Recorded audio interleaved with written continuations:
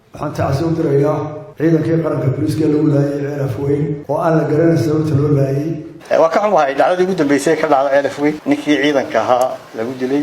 waana tacsiideynaya madaxweynuhu wuxuu askariga lagu dilay Ceelaf Weyn madaxweynuhu ma xusin in hooyaha waxba galabsan oo aan hubsidan ciidanku xabad ku dilay wax la aqbali karo maaha qof aan hubaysnayn oo muwaadin ah oo waliba hooyaha oo waliba dumar in xabad lagu dilo laga soo qaado in wax dhacay ana jirin ciidanka waa la ixtiraamaa waa xaaraan in wax loo geysto ciidanka ammaanka sidoo kale waa xaaraan in muwaadin aan hubaysnayn oo waxba galabsan xabad lagu dilo baladna laga soo qaado in waxba meesha ka dhacay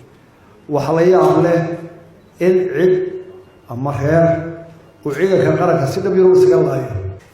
oo dadana ay noqdaan reerahayna laba jirna ay kala baqdaan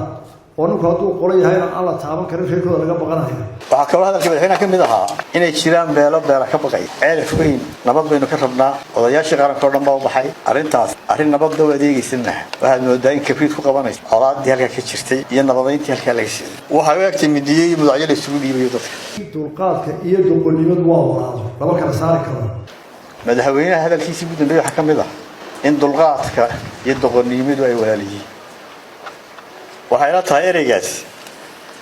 waadi ka soo heersamay la dhigiisa ugu dhig waxaan halkan ka sheegi doonaa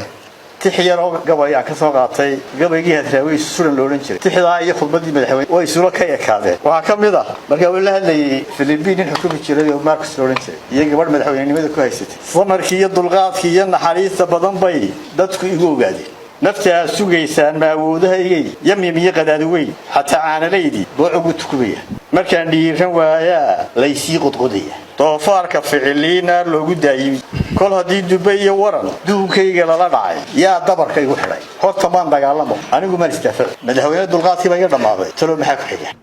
gacantii gacan ka weyn loo geysay ila wala kala karaya reerkayga waxa leeyahay in caqli saareen waxaan qabaa in xalka sanaag aanu maanta ahayn xal military waxaan qabaa in xalka sanaag maanta ahayn xabad waxaan qabaa in gobolka sanaag maanta xalkiisu ahayn in channel loo diro waxaan qabaa in gobolka sanaag xalkiisu maanta ay xal siyaasi ah iyo erga nabadeed wuxuu ku jiraa oo furihiisu yahay xalka sanaag waxaan u arkaa in furihiisu jeebka madaxweynaha ku jiro